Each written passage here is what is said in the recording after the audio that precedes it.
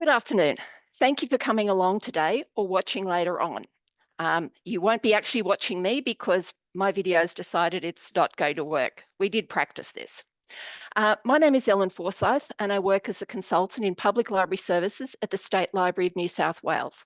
I'm presenting this talk from the lands of the people of the Gadi, the people of the grass tree, who are part of the Eora Nation. I acknowledge the traditional custodians on the various lands on which you work today and the Aboriginal and Torres Strait Islander people participating in this webinar. I pay my respects to elders past and present and celebrate the diversity of Aboriginal peoples and their ongoing cultures and connections to the lands and waters of New South Wales. The knowledge keeping and sharing practices of First Nation peoples are an encouragement to each of us. This presentation is about my doctoral research, which I completed last year, and is based on my presentation at the ALIA National Conference earlier this year. For visual description, I'm wearing black framed glasses and have short hair with natural white highlights.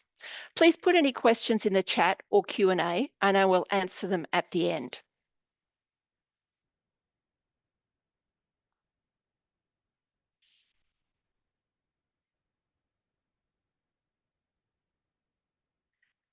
I was interested in exploring the questions on the screen because from my work and some preliminary exploration of the literature, I noticed little about representation and collecting recent content for local studies collections.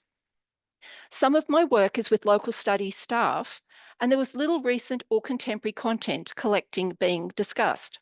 Please note, this is about a 20-minute talk extracted from many thousands of written words for my doctoral thesis.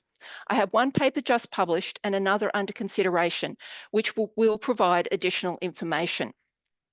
Citations for quotes and references are at the end of the presentation, and I can share this list by email with anyone who is interested. The slides show ideas for local studies. This slide is for people who like to know where the presentation is going. And so we're thinking about the same idea. Here is a definition for local studies. I would add that it is representative collecting, as you can't collect everything. I use the term local studies and not local history because it makes it clearer that economy, geography, community celebrations, for example, are more likely to be included. Plus, it highlights the importance of recent content. So local studies is a representative collecting, organising, and providing access to contemporary and older resources in digital and analogue formats relating to your area. It includes content creation, for example, oral history, ambient sound recording and photography, and may include co-creation of information with the community as well. It enables thinking about the past, present, and the future.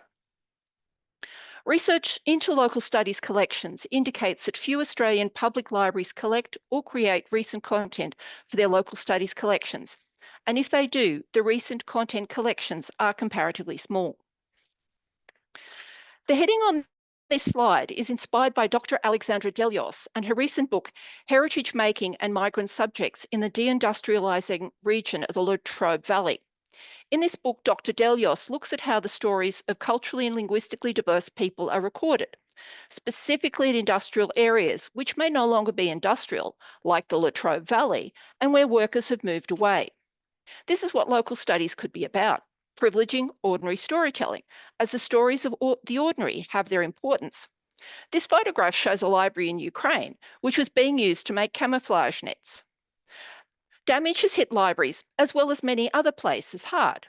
For public libraries in Ukraine, the figures are stark. 47 have been destroyed beyond repair. Another 158 are badly damaged and in need of repair, and a further 276 have received less serious damage. I've put this photograph here because at present, this is ordinary life in Ukraine. It's a library event, and women are working together. Hopefully, and soon, there will come a time when this library can put this and other photographs like it in their collection because the war is over and Ukraine is still a sovereign rather than a partly occupied nation. The ordinary storytelling then will look different, but if it is not documented now, it will not be around for the future. Whose stories are collected can help show the values of a community. As I'll be talking about social justice, it's helpful to have it defined. Note, it is active and about equity and people having their voices heard. It can be about providing support for historically, intentionally, and traditionally marginalised people or groups. And this quote here also highlights that it is active and not passive. Chopsticks or Fork by Jennifer Wong is a way of thinking about local studies and social justice. It's a bilingual program. There are interviews with owners and managers of Chinese restaurants and people who eat in these restaurants. There are some accounts of racism, as well as stories of community connection. It's also an example of privileging ordinary storytelling. There was not a lot written about local studies, and an even smaller amount about local studies and diversity or contemporary collecting. I used other relevant sources and will talk through a few of the ideas now. A literature review is a helpful way to find out what is being written and otherwise discussed in an area, but also it can highlight silences. Shilton and Srinivasan remind us that for everything preserved, there is likely to be something lost. Fraser et al. In an article about museums and neutrality, but relevant to libraries, including their local studies collection, states, and I'm quoting, "The act of collecting preferences some cultural stories over others. We have a duty to recognise that history has never been neutral, and to think otherwise is to obstruct the path of social justice." However, such strategies can be absent, and Ham's criticism of archival collecting could be applicable to some local studies collections in public libraries. And here, with this quote from Sheffield, information centres can be read as local studies collections. And the idea of stewarding unexplored histories is powerful, but to steward them, you have to be able to collect them. To change practices, deliberate action needs to be taken so that libraries can endeavour to steward unexplored histories and to preserve materials documenting a diverse and pluralistic society, because that is the world we live in. Ethnography, which I use for my research, is a qualitative research method that studies a particular group or culture with the aim of better understanding it from an insider or emic perspective while analysing it from an outsider or etic perspective. Ethnography was used because of the use of thick description, which enables the reader to connect to the people and locations studied as if they were there, with the perspectives of both being an insider and an outsider to the situation. One library was researched in depth. Their details are confidential, and I will not be naming them. This research, undertaken in my own time, translates to a lot of listening, watching, transcription, exploring, analysis, thinking, writing, and rewriting. This is another excellent local studies program on ABC iView, looking at 8 locations in Western Sydney. It is a food exploration using a series of ethnography-like sessions where Arkadas talks with people he worked with on the film Here Out West. It explores questions of being an insider and an outsider and encourages the viewer to think about the cultures who are presented in the series. 8 Nights Out West explores connections to food, culture, and language and looks a lot like local studies documentation. And before going on to the results, this book is an imagined tour guide to Scotland, renaming streets and places after local women rather than men. The women written about are real. It shows a lot of women who did amazing as well as ordinary things who've not been included in the public memorials in Scotland. This is using information we should have all known about. It's available on the Indie Reads ebook platform. So on to the results of the research. The current collecting practices that I found an Australian Public Library studied are summarised on the screen. The first point means that those who know they can donate do. Now, this might sound obvious. However, there are issues of privilege with this, both with knowing you can donate, feeling sure that the information from you, your family, business, etc., has value, compared with other people who may not know they can donate, may not feel the same way that this information about them, their family, their business, or community organisation has a right to be in the local studies collection. Also, not everyone has items or objects to donate. Maybe the donors have things because their family is well off. They've lived in the area for a long time. They're hoarders. There are lots of potential reasons, which were not the focus of my research. So this can contribute to collection bias because it's who has stuff and gives it to the library. Keep in mind, and this is important, it is mostly unsolicited donations. So the collecting is driven potentially by the donors and not the library collection plan. People offer you information about the area, and as a library, you rarely say no because you don't want to lose it. But going back to the quote from Shulton and Srinivasan, who state, when archivists choose to preserve one memory, they forfeit the resources, human, physical, and financial, to preserve another. I understand the tension of not wanting to say no. However, this is unlikely to provide representative documentation of your community. Relational decision making, people who know you are more likely to provide an influence. Again, this may not be bad, but we must be cautious because it could be collecting from a mate's network rather than in a representative, deliberate, and planned way. And this leads to the final point about cliques or narrow groups of people. This quote on screen shows that it still depends on people to have material to donate. This approach can lead to older items rather than what is telling the current or recent story of an area. Collecting older information is important. However, limited contemporary or rapid response collecting can restrict whose stories are included. It may leave out recent migration or other demographic changes, natural disasters, pandemics, floods, fires, droughts, mouse or locust plagues, changes in what businesses are open and what are closed, newer kinds of agriculture or other food production, and so much more. It may leave younger people out of the documenting of an area. It may leave out First Nations people, people who are culturally and linguistically diverse, people with disability, and women. I've included the knitting nanas because collecting protests can be important.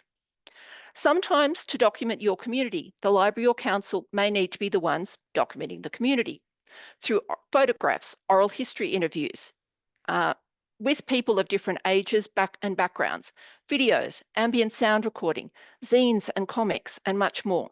And yes, this potentially may take more time than accepting unsolicited donations.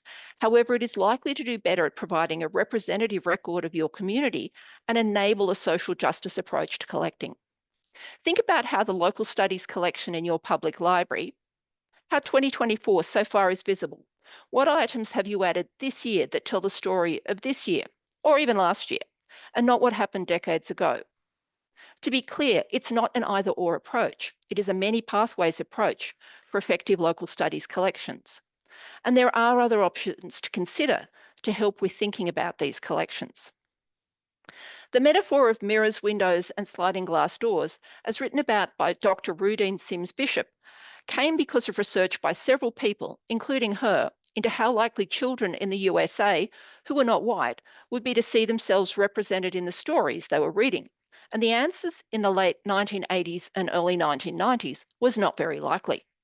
There continues to be research into representation in children's books, with often very depressing data still the result. However, I thought that there was relevance to considering this concept for local studies, to ask how representative are local studies collections and how well do these local collections reflect or mirror the community? Whose stories are visible and whose are ignored? It leads to questions of how can local studies collections assist in amplifying voices and histories which may have been silenced. This is taking a social justice approach to collecting. Please keep in mind, whether the lack of collecting in some areas was accidental exclusion or deliberate exclusion, the outcome is the same. Stories are not collected and people are excluded. This is to show an example of what this looks like in US children's books in 2018. It was the most recent one available. It makes a point about the importance of mirrors and how some people, like the little white boy on the right, have lots, with the numbers rapidly decreasing to the left of the image. And please note where the animals rank. Carnegie Mellon University Libraries, with their recent exhibition called What We Don't Have, Confronting the Absence of Diversity, listed significant items they had not collected, or if they'd collected them, were not yet findable. They stated, "We acknowledge that the gaps represent members of our community who have been silenced." So this highlights the importance of diverse and equitable collecting by organisations like libraries. And think back to the quote from Sheffield, which mentioned a duty to steward unexplored histories. To do this, there needs to be a deliberate diversity of connections between library staff and community groups or individuals, so that representative information and items about the experience of living and working in an area are acquired by a public library and preserved for the future. The Sustainable Development Goals stretch targets for Australian libraries 2020 to 2030, produced by ALIA. In Target 8 state that library workforce, collections and services reflect the diversity of Australia's population and local communities. And this includes local studies collections. The images here are from the 2021 lockdown in Sydney. These were taken outside the photographer's home with the local residents and photographer complying with the pandemic requirements. What does your collection plan say you will collect for local studies? Are there assumptions in what it says? For example, that there will be published information available, that people know they can donate to the library, that library staff know they don't have to accept everything, that library staff are aware of collection and relationship gaps, and the plan allows for the collecting of recent content in a range of formats. How does content creation, for example, photographs and oral history and ambient sound recording, fit in your collection plan? Does your collection plan need to be updated to include representative collecting and recent content so that the local studies collection for the future will better document your area? Have someone else read your library collection plan or policy. How do they interpret it? Keep in mind, you should not aim to collect everything, but you should want to reflect and represent your community, deliberately working with them. Another step is to seek to address the failure of past collecting, of deliberately or accidentally omitted narratives, and to provide mirrors for these. Evans et al. Call for, and I'm quoting, transformation of evidence and memory management frameworks and infrastructure into a new dynamic distributed participatory paradigm capable of supporting multiple archival perspectives, more able to heal than harm. And Krim et al. In 2020 remind us that in the case of marginalised communities, many of which may not have robust physical records due to economic disparity, may have suffered physical displacement, or may have required the need for confidentiality, oral history represents the most efficient form of documentation from which a narrative can be informed, highlighting the importance of documenting your community. This image shows the starting screenshot of a video from Walgett by the local Darawal Elders Group.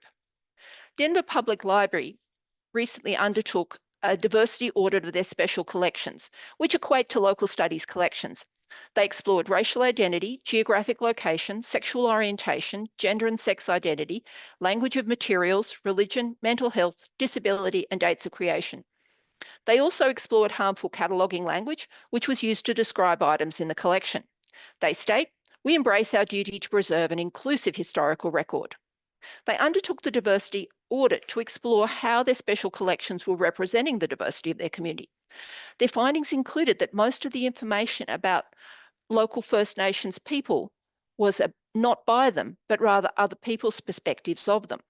Who is telling the story matters. Their research is of relevance to my research, which notes that local studies and other public library staff have a responsibility to be better at telling the whole story of our communities. Otherwise, we continue to marginalise people or groups in our communities and we miss out on information and stories we could all learn from. For example, prior to the book Hidden Figures, which later became a film, most people did not know that there were African American mathematicians who were women who were crucial to the success of NASA in the 1960s. Obviously, their families and colleagues knew, but it was not part of the wider story of space exploration.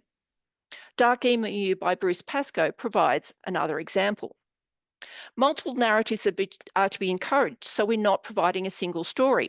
And note, this is not malmiss or disinformation, but really different perspectives. And the people are provided with a choice of silence rather than the enforcement of silence. Having a choice of silence is being invited to choose to provide or not provide mirrors of information for local studies collections rather than exclusion. It's likely to take some time to build new relationships, and it's never too soon to start making these new connections. It's also timely to have discussions with groups your library already has a relationship with. Perhaps there are different perspectives available from them. Each library could explore whose voices and stories are not collected and preserved in their local studies collection, like Denver Public Library did. And this includes considering representative collecting and working with multiple stories to better record what a community is really like. Are many different perspectives available in your local studies collection, or only a few reflected in many ways? A social justice approach to local studies has the potential to provide a representative record of a community as a wider range of voices and stories is included. This would be beneficial to the communities that public libraries serve, ensuring greater engagement from and ownership by underrepresented groups as their stories become part of the documentation of the community as library staff work with them to record their stories and experiences. With Australia's diverse population, it's important that each local studies collection in a public library reflects and represents the heterogeneity of the community, especially if a social justice approach to local studies collections is considered. Otherwise, the stories by and with First Nations people, women, younger people, people who live with disability, people who are culturally and linguistically diverse, who are economically disadvantaged, and more, may not be included. You may only be collecting items in English from people who are privileged to have well-documented lives and not recording first language or bilingual oral history recordings. And because you can't collect everything, taking a representative approach is much more likely to actually represent your community, rather than mostly accepting unsolicited donations, which may be more likely to demonstrate the privilege of those who have them to donate. Again, it's not an either or, but rather a both approach. We may not be able to fix past collecting practices, but recent and contemporary collecting, including content creation, can help reflect your current community so it is well documented for the future.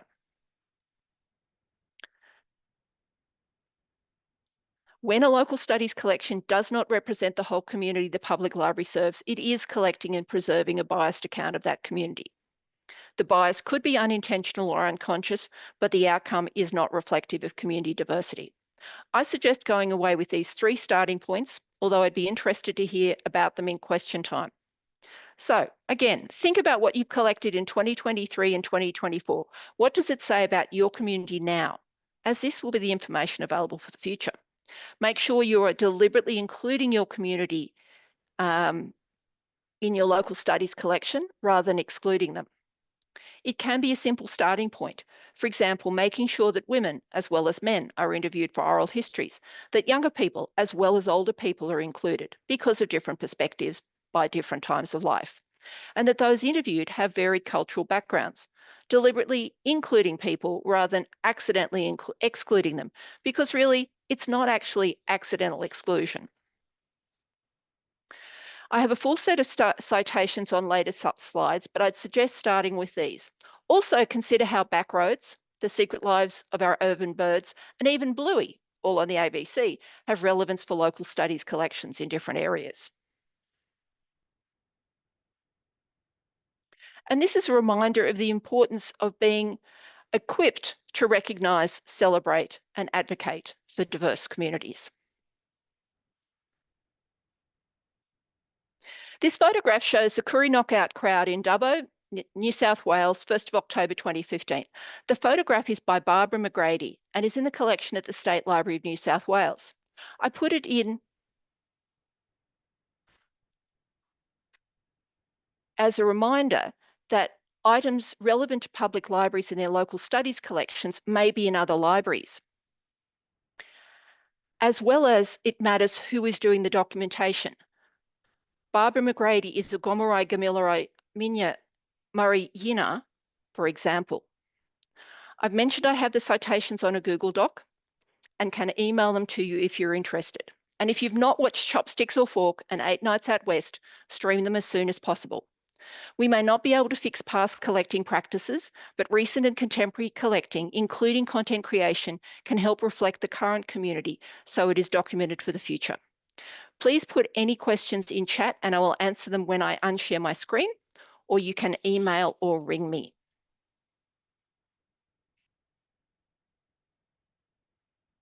Okay, I'm just going to get chat up now. And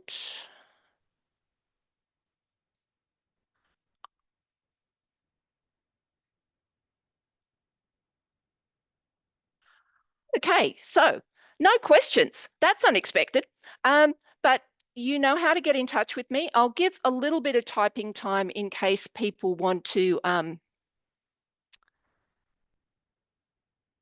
type.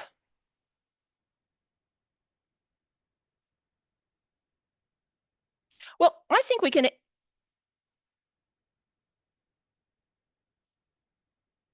I think we can end it there, seeing as I'm not getting questions, but glad it was useful. And please get in touch with me if you want to discuss this.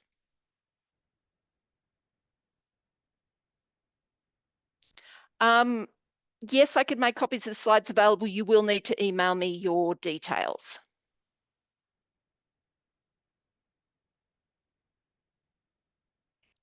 Okay, yes, I think we could probably